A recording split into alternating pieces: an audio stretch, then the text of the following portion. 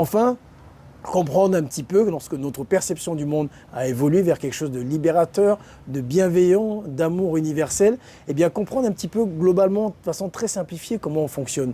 Nous avons plusieurs phases dans notre cerveau, si j'ose dire, qui est intéressant de saisir pour pouvoir diriger et utiliser notre ordinateur central, qu'est ce cerveau, vers la génération en permanente du bonheur. Tout d'abord, nous avons ce cerveau qu'on appelle le cerveau reptilien, qui fait quand on est bébé, par exemple, on a faim, on pleure.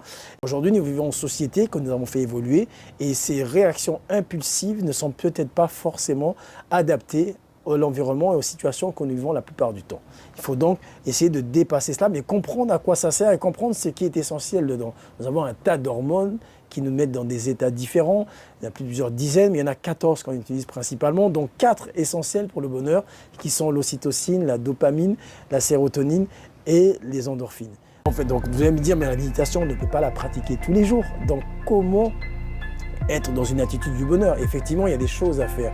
Il y a par exemple ce que la psychologie positive, qui est la science qui officiellement s'occupe du bonheur, enseigne.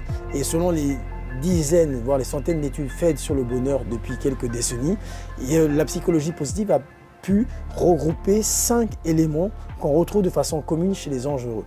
D'abord, ils appellent ça le PERMA.